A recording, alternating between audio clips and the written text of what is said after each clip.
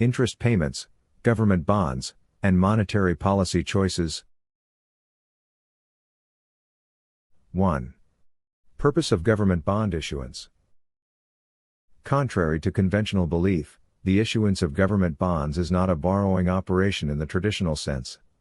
Sovereign governments do not issue bonds out of necessity to fund spending, rather, they do so to maintain the overnight interest rate target set by the central bank.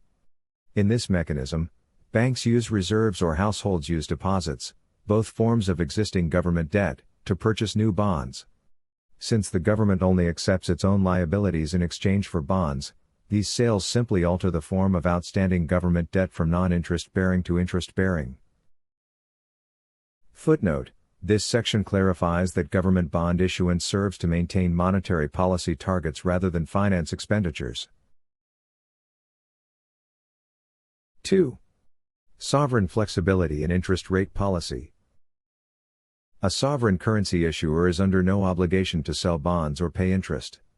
If content with a zero interest rate environment, it can allow reserves to accumulate within the banking system. Historically, this has yielded low or even zero overnight interest rates. The government also retains full discretion to select its target interest rate and structure bond offerings accordingly. As the issuer of the currency, it determines the terms of bond issuance and interest remuneration. Footnote: This section explains the government's discretionary control over interest rates and its optional use of bond issuance. 3. Affordability of interest payments by currency issuers.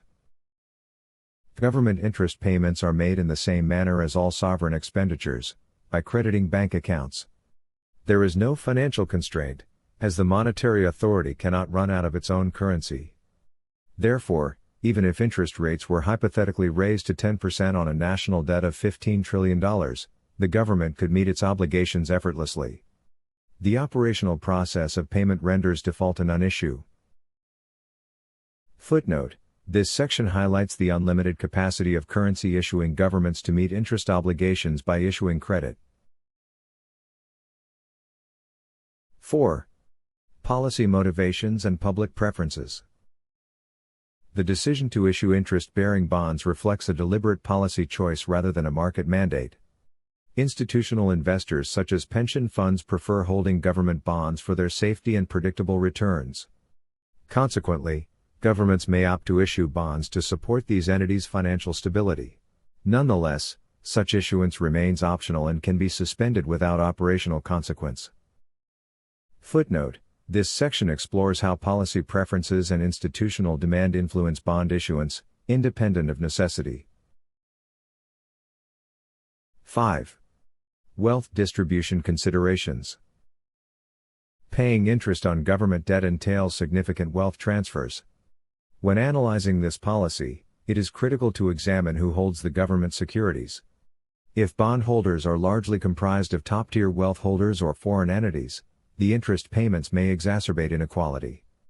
Conversely, if held by Social Security recipients or domestic pensioners, the same payments might represent prudent welfare policy. The redistributional impact of interest-bearing debt is thus a central consideration.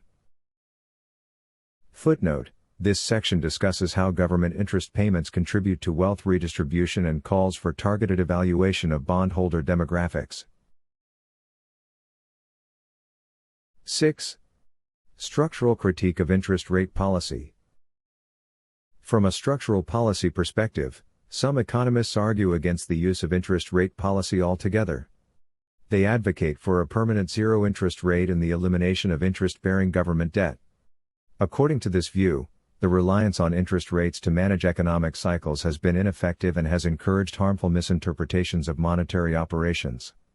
A simplified monetary system without interest payments could provide greater transparency and equity. Footnote: This section critiques prevailing interest rate policy, proposing zero-rate frameworks and a debt structure free of interest obligations.